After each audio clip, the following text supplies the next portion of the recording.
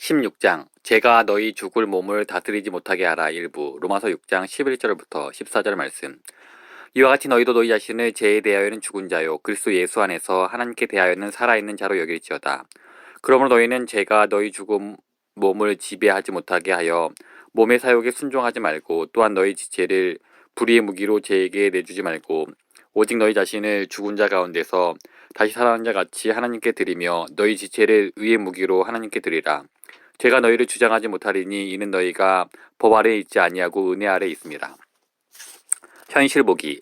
제가 누리는 가장 큰 특권 중 하나는 우주에 있는 위대한 실체들에 관하여 묵상하고 기도하고 글을 쓰면서 많은 시간을 보내는 것입니다. 저도 여러분과 같은 세상에 살고 있습니다.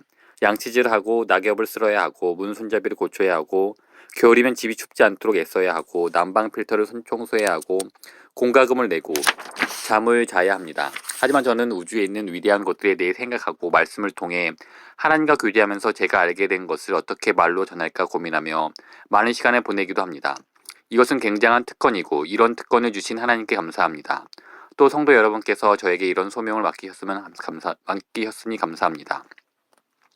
여러분도 이 특권을 공유할 수 있습니다. 하루를 살아가면서 위대하고 놀라운 것들에 마음을 기울이기 위해 꼭 목사가 될 필요는 없습니다. 예를 들어 제 아내 노엘은 일리노이에 있는 조카들을 3주간 돌봐주다 어제 집으로 돌아왔습니다. 그래서 저는 오전 10시에 공항으로 마중을 나갔습니다. 차를 몰고 하이와타로 향하는데 대부분의 사람들이 그렇듯 이미 라디오가 켜져 있었습니다. 하지만 저는 속으로 생각했습니다.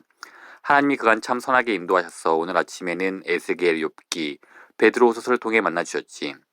그리고 아내가 없는 3주 동안 가족들을 안전하고 건강하게 지켜주셨고, 지금 이렇게 아내와 딸을 다시 만나러 가는 길이잖아. 하늘에 신령한 것을 사모하며 말씀으로 하나님과 교제해야 하지 않을까?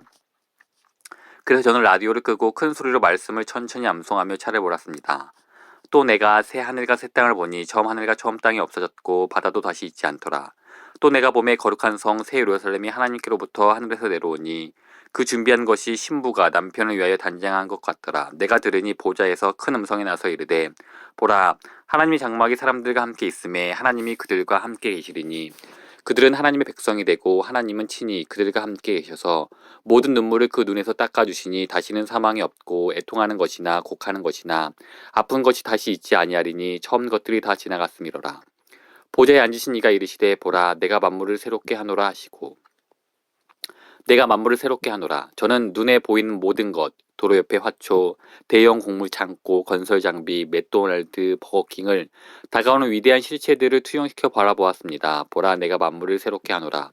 모든 것이 새로워질 것입니다. 그리고 죄와 고통은 사라질 것입니다. 그리고 하나님이 그 중심에 계실 것입니다. 그러다 공항에 도착했고 주차를 하고 10번 출입구를 걸어 내려갔습니다. 그런데 보이는 모든 것이 이 다가오는 위대한 실체들과 연결되어 보였습니다. 몽롱한 상태가 아니었습니다. 또렷이 볼 수 있었습니다. 카지노 광고가 보였지만 덧없는 이 세상에서 부자가 되고 싶은 욕망은 없었습니다. 짧은 치마와 도발적인 의상이 보였지만 로맨틱한 상상이나 성욕에 매이지는 않았습니다. 빵 굽는 냄새가 나고 요거트 아이스크림 가게가 보였지만 먹고 싶은 욕구가 일지 않았습니다. 모든 것이 세상에 그대로 있었지만 좋은 것도 있고 나쁜 것도 있고 이 세상은 뭔가 훨씬 더 위대한 것으로 덮여 있었습니다. 그리고 저는 생각했습니다. 대부분의 사람들이 이 세상을 주된 실체라고 생각하며 꿈속에서 살고 있구나. 물론 이 세상은 실제입니다. 그리고 우리는 여기서 살아야 합니다. 그것이 우리의 소명입니다. 하나님이 우리를 여기에 두셨습니다. 하지만 다가올 세상에 비교하면 이 세상은 위대하지 않았습니다. 그리고 이 세상은 하나님의 위대한 것들과 연결될 때 그 진정한 의미를 얻습니다. 이렇듯 위에 있는 것들에 마음을 두기 위해 여러분은 목사가 될 필요는 없습니다. 아내와 함께 집으로 돌아와 이른 점심을 먹고 저는 다시 이 설교를 작성하기 시작했습니다. 로마서 본문을 다시 읽는데 이런 생각이 들었습니다. 아, 이것 봐라. 내가 생각하고 기도하고 말했던 그 놀라운 실체들이 여기 다 나오네. 짧은 몇 구절 안에 위대한 실체들이 이렇게 집약되어 있다니. 제가 순서대로 그 위대한 실체들을 나열해 보겠습니다. 여러분도 11절부터 14절까지 읽으면서 확인해 보십시오. 죽음, 죄, 생명, 하나님, 그리스도, 우리의 죽을 몸, 욕망, 하나님의 법, 하나님의 은혜가 다 있습니다. 잠자는 자여 일어나라. 모두 우주의 위대한 실체들입니다. 오늘 아침 우리는 이 위대한 실체들을 묵상하면서 세상의 실상을 들여다보고 진리의 비단에서 살아가도록 변화를 경험할 특권을 누리게 되었습니다. 여러분 중에는 이런 것에 별 관심이 없을지 모르겠습니다. 제가 말하는 내용에 감정적으로 전혀 공감하지 못하는 분들도 있을 것입니다. 여러분이 정말로 흥분하는 것은 새로운 음반일지 모릅니다. 아니면 새 옷일지도 모릅니다. 혹은 잃어버린 $5일지 모릅니다. 또는 야구 경기를 관람하는 일일지 모릅니다. 혹은 집에 방을 한 칸 더 늘리는 일일 수도 있습니다. 아니면 새 차를 사거나 새 컴퓨터를 사는 일일지도 모릅니다. 여러분이 어린이든 10대이든 성인이든 간에 사도 바울과 함께 저도 여러분에게 이렇게 호소합니다. 잠자는 자여 깨어서 죽은 자들 가운데서 일어나라. 그리스도께서 너에게 비추이시리라. 정원에서 쓰는 모종삽을 들고 그랜드 캐니언에 가서 그 웅장한 협곡을 등진 채로 꿇어 앉아서는 삽으로 작은 구덩이를 판 뒤에 여길 봐 내가 판 구덩이를 보라고 멋지지 않아? 라고 외치는 사람이 되지 마십시오. 삶에서 꼭 필요하고 탐나는 물건들이 커 보인다는 사실을 저도 압니다. 하지만 조금만 정신을 차리고 보면 실상은 그렇지 않음을 알 수 있습니다. 일어나서 뒤를 돌아 협곡을 보십시오. 요거트, 맛있는 빵, 짧은 치마가 정말로 중요하다고 생각하면서 인생을 사는 사람이 되지 마십시오. 정말로 중요한 것은 죽음, 죄, 생명, 하나님, 그리스도, 죽을 몸, 욕망, 하나님의 법, 하나님의 은혜입니다. 하나님은 우리를 뭔가 위대한 것으로 부르십니다. 하나님은 사소한 것들에 낭비하라고 삶을 허락하시지 않았습니다. 이제 본문 말씀을 두 주에 걸쳐 다뤄보려고 합니다. 본문은 4구절밖에 되지 않습니다. 위대한 갈등 혹은 전쟁에 대한 묘사가 있고 어떻게 싸워서 이기는지에 대한 설명이 있습니다. 본문에 대해 생각하면 할수록 이 두 가지를 따로 다루어야겠다는 생각이 들었습니다. 오늘은 전쟁, 갈등, 경쟁자, 당면한 문제를 보겠습니다. 그리고 다음 주에는 어떻게 싸우고 이기는지 보겠습니다. 전쟁터. 먼저 12절부터 14절까지는 신자의 삶에서 일어나는 큰 싸움 혹은 전쟁을 보여줍니다. 여기 계신 여러분과 제가 해당됩니다. 불신자들 이야기가 아닙니다. 그렇다면 누가 왜 이런 갈등을 일으킬까요? 상황을 설명해 보겠습니다. 본문에서 전쟁에 관한 8가지를 보게 됩니다. 8가지를 먼저 말하고 다시 돌아와 우리 삶과 연관해서 간단히 설명해 보겠습니다. 1. 왕권 혹은 지배가 나옵니다. 12절은 제가 지배하지 못하게 하라고 말합니다. 지배권 다툼이 있다는 말입니다. 지배라는 단어는 왕과 관련된 동사입니다. 2. 왕권을 노리는 도전자가 있습니다. 왕국을 차지하려는 혁명가, 반역자인데 말하자면 죄입니다. 제가 지배하지 못하게 하라. 죄는 반란을 일으킵니다. 왕권을 누리고 쿠데타를 일으킵니다. 그리고 우리는 이에 저항해야 합니다. 3. 왕권을 누린 도전자에 의해 공격을 받은 도시와 성, 말하자면 우리의 몸이 있습니다. 제가 너희 죽을 몸을 지배하지 못하게 하라. 4. 그 성 내부에는 반역자의 하수인이 되어 비밀리에 속이고 사로잡는 역할을 하는 부하가 있습니다. 이 부하를 사욕이라 부릅니다. 제가 너희 죽을 몸을 지배하지 못하게 하며 몸의 사욕에 순종하지 말라. 이 단어는 원래 중립적 의미를 갖습니다. 하지만 반역하는 죄에게 사로잡히면 악한 욕망 혹은 정욕이 될 수 있습니다. 5. 계속해서 점점 더 크게 굴복하는 일이 있을 수 있습니다. 12절에서 순종이라는 단어가 나타내는 바입니다. 제가 너희 죽을 몸을 지배하지 못하게 하여 몸의 사욕에 순종하지 말라. 반란의 주도자인 제가 몇몇 중립적이던 욕망들을 사로잡아 성벽 안으로 들여보내면서 굴복하면 면책과 보상을 제공하겠다는 거짓 약속을 하게 됐을 때 그런 욕망들에 순종한다면 성의 일부를 내어주는 것이나 다름없습니다. 6. 성에는 무기가 있는데 빼앗겨서 오히려 적에 의해 불의한 목적으로 사용될 수 있습니다. 이 무기들은 우리 몸의 지체, 눈, 귀, 혀, 손, 발, 성기들입니다. 13절입니다. 너희 지체를 불의의 무기로 제에게 내주지 말라. 호플라라는 단어는 신약 성경에서 4번 사용되는데 3번은 사도 바울이 사용했고 1번은 요한복음 18장 3절에서 사용되었습니다. 단순히 도구가 아니라 무기라는 의미입니다. 다른 말로 하면 제가 단순히 전투 비유를 지어낸 것이 아니라는 말입니다. 바울이 정확히 지적하고 있습니다. 대적자인 제가 우리 몸의 지체로 사로잡아 돌이켜 그것으로 진짜 왕을 공격하는 무기로 삼지 못하게 하십시오. 7. 온 영토를 다스리는 진정한 왕, 말하자면 하나님이 계십니다.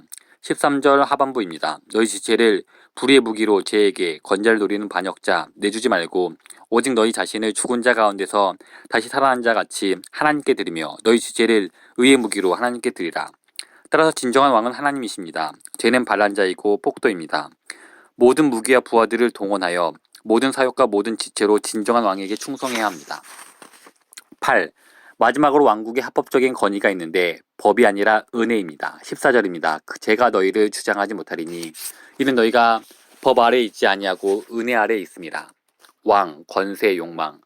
바울이 묘사하는 갈등 상황은 이렇습니다. 이것을 3가지 측면에서 우리에게 적용해 보겠습니다. 먼저 하나님은 우리 왕이십니다. 성에 해당하는 몸, 부하들에 해당하는 욕망, 무기에 해당하는 몸의 지체, 왕의 보좌가 다 그분의 것입니다. 우리의 할 일은 왕에게 충성하는 것입니다. 그분은 우리를 살리셨고 예수 그리스도를 통해 우리를 그분의 거처로 삼으셨습니다. 계속해서 그분을 신뢰하고 그분께 의지하고 그분께 복종하십시오. 우리 삶의 왕자를 넘보는 모든 경쟁자들을 물리치십시오. 우리 삶의 왕자는 하나님 것입니다. 둘째, 죄는 단순히 행동이 아니라 힘입니다. 12절입니다. 제가 너희 죽을 몸을 지배하지 못하게 하라. 죄는 지배하려고 위협합니다. 죄는 우리가 벌이는 단순한 행동이 아니라 욕망을 통해 우리를 사로잡아 행동하게 만드는 힘입니다. 셋째, 몸의 욕망은 그것 자체로는 죄가 아니지만 반역 주모자인 죄에게 붙들려 우리 몸 내부에서 첩자 노릇을 하면서 우리 몸의 지체를 불의의 병기로 넘겨주도록 유혹할 수 있습니다. 12절에서 제가 너희 죽을 몸을 지배하지 못하게 하여 몸의 사욕에 순종하지 말고, 몸의 사욕이라고 했지 죄의 사욕이라고 하지 않았습니다. 영문에서 이치로 표현된 단어 어우토스는 여성 명사가 아니라 중성 명사입니다. 그래서 죄를 의미하는 오마리티아가 아니라 신체를 의미하는 서미에타입니다. 다른 말로 하면 몸의 사욕은 죄의 힘에 사로잡혀 하나님에게 대적하려는 목표를 위해 사용될 수 있다는 말입니다. 몸의 일부가 유다가 품었던 죄의 종이 된 욕망에 사로잡혀 불의를 행하는 정에게 넘어갈 수 있습니다. 욕망, 동인가 비밀 요원인가.